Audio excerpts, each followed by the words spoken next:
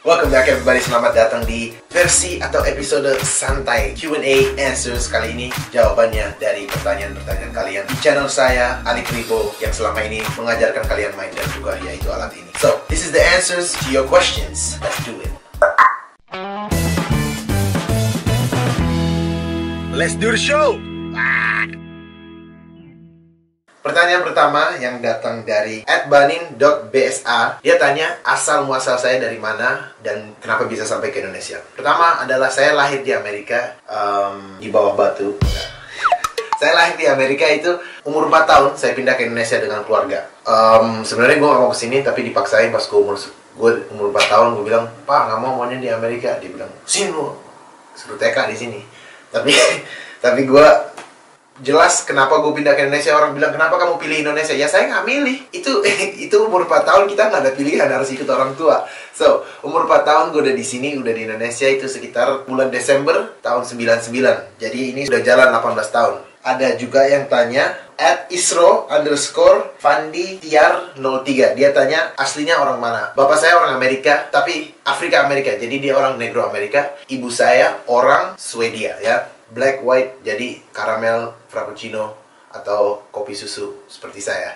Rambut gua keribo, makanya karena bapak saya orang Afrika, bukan orang putih Amerika, tapi orang hitam Amerika. So, Black American. Aslinya saya dari situ, cuman hampir semua hidup saya tinggal di Indonesia. Kalau keluar negeri atau tinggal tempat lain, sempat tinggal di Swedia beberapa bulan, cuman nggak pernah lebih dari setahun di luar Indonesia. So, selama 18 tahun saya di Indonesia terus. Now, kita akan lanjut ke pertanyaan berikut. Manar Mahmud, dia menanya, "How did you start this career?" Gimana saya mulai karir ini, karir darbuka. Sebenarnya, saya sekitar umur 9 tahun, saya tuh emang suka perkusi atau suka main drum. Bapak saya itu adalah drummer dulu. Jadi, bapak udah lama nggak main drum, cuma saya mau main drum. Tapi ketika waktu itu, tidak ada drum set atau tidak ada drum kit di rumah, jadi saya nggak bisa. Adanya darbuka waktu itu. Jadi, saya mulai diajarin oleh vokalisnya Debu, yaitu Mustafa. Dia ajarin saya sebentar aja, cuman sempat vakum, itu umur 9 tahun. Nah, umur 13 tahun saya baru mulai benar-benar belajar perkusi, belajar darbuka dengan Daud Debu dan Lutfi Ghost Fingers. Awalnya Daud Debu, baru Lutfi Ghost Fingers. Itu gimana saya memulai karir ini. Dan dari situ saya emang suka apa aja yang berbunyi beat atau bisa bikin orang joget, saya suka banget dari dulu.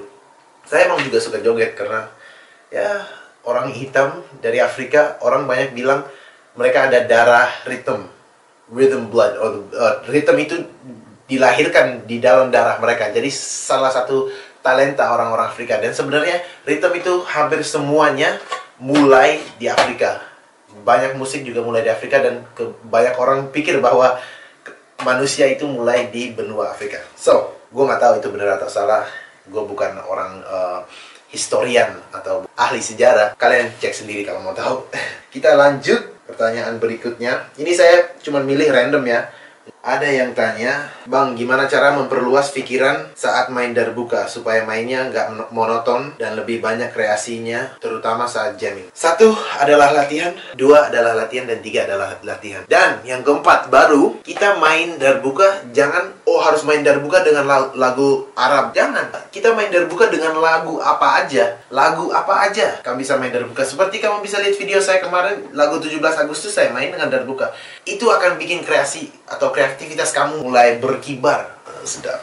Seperti bendera merah putih. Duas. Next question, @Rizky L. Askandari. Cara cepat belajar quadruple gimana, Bang? Gak ada. Cara cepat gak ada. No such thing as fast pace. Gak ada jalan pintas, gak ada jalan tikus, gak ada. Semua harus belajar dari pelan dan harus dengan hard work. Kerja keras, yaitu dengan latihan. Udah. Tidak ada jalan cepat, tidak ada dukun yang bisa bikin jari lu cepat bisa main darbuka biar quadruple-nya cepat. Nggak ada. Cuman satu caranya, yaitu gampang sekali, latihan. Tidak usah pakai otak, pakai tangan aja. Latihan aja, tang, latihan. Otomatis tangan kamu akan belajar dengan sendiri, namanya muscle memory atau pengingatan otot.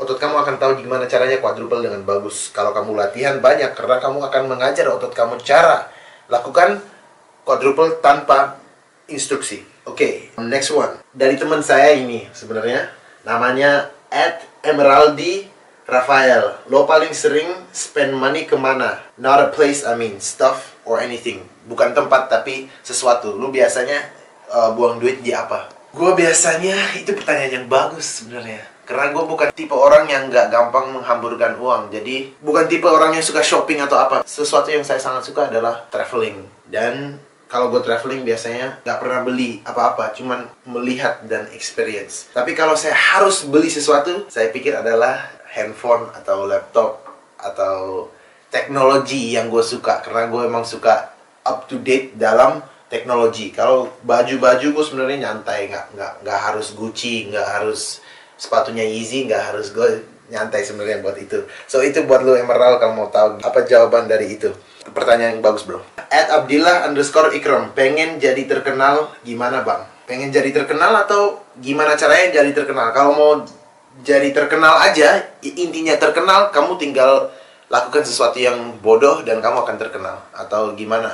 Tapi kalau saya sendiri mau jadi terkenal, sebenarnya nggak mau. Tapi kalau memang saya ada sesuatu yang bermanfaat untuk orang lain, saya sangat suka untuk membantu dan mengajar orang. Jadi kalau dengan jalannya itu saya jadi terkenal dan jadi panutan, ya itu resiko kerjaan. Tapi saya paling mendingan jadi orang miskin yang nyapu jalanan daripada jadi orang terkenal yang nggak ada fungsinya dan terkenal untuk sesuatu yang tidak bagus atau sesuatu yang negatif. Mendingan saya nggak terkenal sama sekali, mendingan saya jadi tukang sapu jalanan. Insya Allah itu lebih berkat. Ada yang tanya tentang wanita idaman dari N3_MN Nokman.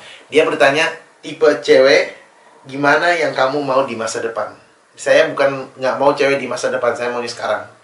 Itu pertama. Kedua, tipe cewek yang mengerti kespiritualitas saya atau mengerti betapa pentingnya Allah Subhanahu wa taala di kehidupan kita sekarang ini. Karena kalau kita punya perempuan, walaupun dia cantik seapapun, pinter seapapun, tapi nggak nyambung di sisi kepercayaan, menurut saya tidak ada apapun. Kamu tidak akan bisa menyelesaikan masalah dengan dia, dan apapun yang sebenarnya tidak usah jadi masalah akan menjadi masalah. Yang paling penting adalah dia kepercayaannya sama dengan saya dan dia percaya bahwa saya kuat kepercayaan saya. Kalau itu udah bagus, baru lanjut ke kelihatannya, keuangannya, lain sebagainya. Tapi tipe untuk kelihatan saja, semua orang pasti lihat. Kalau bilang nggak peduli kelihatannya, bohong. Saya sebenarnya lebih suka orang yang campur atau orang yang kelihatan campur. Saya kan sendiri orang campuran antara Amerika dan Eropa. Saya suka yang eksotis, bisa dibilang eksotis karena campuran itu pasti ada eksotisnya, karena campuran nggak mungkin bisa dibikin 2 kali atau 3 kali. So,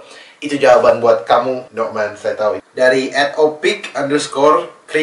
Bang Ali butuh waktu berapa lama buat bisa mahir dalam memainkan darbuka? Mudah-mudahan dijawab. Salam dari Baraya Darbuka Karawang. Itu sebenarnya tergantung kamu dan tergantung berapa lama kamu latihan. Kalau latihannya sering dan rutin banget dan lama, ya 2 tahun sebenarnya cukup. Sebenarnya cukup 2 tahun. Tapi itu susah karena harus banyak waktu dipakai. Ada pertanyaan dari @Hussein_Yahya. Bang Ali, selain main jadi pemain darbuka, apa pekerjaan pokoknya? Sebenarnya saya 50-50, main darbuka 50-50, sama ada bisnis keluarga satu lagi. Jadi selain itu nggak menggawai di mana-mana, nggak bekerja di satu tempat. Dari @Alul_Fazrul Hakam. Kenapa abang memilih darbuka daripada musik lain? Seperti saya bilang tadi, saya suka main perkusi, saya suka main drum, tapi waktu yang saya mau belajar cuman ada alat darbuka waktu itu, jadi jatuh cinta sama ini. Tapi sebenarnya semua alat perkusi saya suka. Ini kahon saya suka, ini namanya davul, saya juga suka, ini dari Turki. Saya juga main djembe, beatbox juga, main drum set juga saya udah bisa. Walaupun waktu itu belum ada drum set di rumah, sekarang sudah ada. Dari @al_utsmani. Bang, perlengkapan bikin video darbuka di YouTube apa saja? Sekalian bikin room tour lah, biar kayak YouTuber. Perlengkapan YouTube sebenarnya tangan gue, darbuka gue, dan ada orang cantik di belakang kamera namanya Trisatria. Cuman dia cantik jadi nggak mau kelihatan, takut pada hilaf kalau misalnya tuh kan gue disorot. Takut hilaf kalau kalian lihat dia adalah cowok yang sangat cantik. Dari @elfarsi_ulfa. Jarinya waktu awal-awal main darbuka pernah ada cedera atau cuman kapalan? Pasti pernah cedera, pasti pernah kapalan. Tapi tangan saya bukan tipe, atau genetik saya bukan tipe yang gampang kapalan. Jadi lebih sering cedera atau memar karena salah kena. Kalau kita nggak salah kena, tidak akan cedera. Jangan pikir, oh latihan itu perlu cedera. Enggak. Salah kena misalnya terlalu semangat, kenanya salah, kena pinggirnya, dan salah mukul, dan akhirnya dari situ cedera. Tapi sebenarnya kalau kita tidak salah mukul, tidak akan cedera. So jangan khawatir kalau main darbuka perlu cedera untuk bisa mahir. Dan yang terakhir kita mau untuk kali ini adalah dari @wolfofdomo_. Kayaknya ini orang Inggris karena dia nanya bahasa Inggris juga. What's your favorite Indonesian food? Itu pertanyaan yang luar biasa bagus. Karena 18 tahun di Indonesia nggak mungkin ada satu yang paling favorit. Tapi kalau memang saya harus pilih sesuatu di pagi, pasti bubur ayam. Di siang, nasi padang. Malam, sate atau nasi goreng. Itu jawabannya. Thank you so much semuanya sudah nonton. Itu Q&A pertama dari saya. Semoga bermanfaat dan semoga ada yang kalian bisa lebih tahu saya itu siapa. Masih banyak dari kehidupan saya yang saya belum bahas dan belum kasih tahu kalian di YouTube semua. But semuanya akan datang dengan pelan. Sabar dengan saya untuk keluarin video. Saya juga ada banyak kerjaan lain. Jadi jangan terlalu nggak sabar bagi-bagi yang masih muda. Sabar dikit. Pasti setiap Jumat ada video jam 8. Itu yang saya bisa janji kepada kalian. Dan kadang-kadang saya keluarin juga hari Selasa. So sabar aja, pantengin terus, nyalain bell buat notifikasi, dan subscribe, like, komen kalau ada pertanyaan lagi. Saya selalu jawab komen di YouTube saya. I love you guys, thank you so much for the support. Sekarang sudah mendekati 10.000k. Ketika 10.000 subscriber, saya akan giveaway darbuka, dan kemungkinan besar adalah darbuka ini. So, insya Allah bagi yang untung akan dapatkan darbuka ini ketika saya kena 10.000 subscriber. Thank you so much for watching, dan sampai ketemu lagi minggu depan di video berikut. Di Instagram silahkan follow semuanya. Ali Kribo out, peace, love, and habits make all the difference, people. Perlengkapan YouTube sebenarnya tangan gue dan muka gue, dan ada orang cantik di belakang kamera namanya Trisatria. Cuman dia cantik jadi nggak mau kelihatan, takut pada hilaf kalau misalnya tuh kan gue disorot. Takut hilaf kalau kalian lihat dia adalah cowok yang sangat cantik.